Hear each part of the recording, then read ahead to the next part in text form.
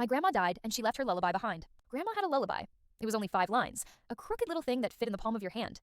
She hummed it low each night, and somehow the tune made the shadows lean inward, patient and small. She told us it was to keep out the bad dreams. We believed her, because she made tea that tasted like comfort and patched knees like miracles. When she grew older, the lullaby hung from her like a scent. Visiting hours were a ritual, cookies, light, the soft croak of that song, and then bedtime stories about doors that should not be opened. She always finished with, "Keep it close, sing it soft."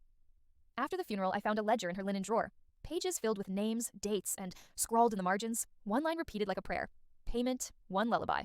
I thought it was a joke, a drunker handwriting. I thought the ledger was a town eccentricity. Then the neighbor told me something I wished I'd never known. "He'd come at night," she said. "Your granny would stand at the gate and sing to him. He'd nod, take his portion, and go." I asked who. The neighbor's mouth made a small O. "The man from the third tale, the one who never leaves."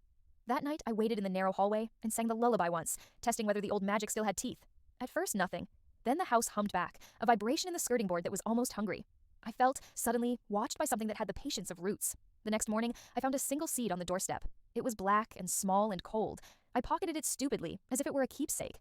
That evening, I slept badly. In the quiet hours, I dreamed of my childhood, but a thread was missing. I tried to remember the lullaby, and the words frayed at the edges like a rope burned. A week later, I woke to the sound of my own child, or of the child I might have had, singing the last line of the lullaby in a voice I had never taught. The words were wrong. They were smoothed in a way only something that had chewed on phrases could make them. When I ran to the nursery, there was nothing but a smear on the window and the faint smell of earth. The ledger was gone from the drawer. In its place, on the bedside table, lay a note in my grandmother's hand. It said simply, "I paid so you could sleep. If you take it, it will want your keeping." Below, in handwriting I now recognize as a warning, not kindness.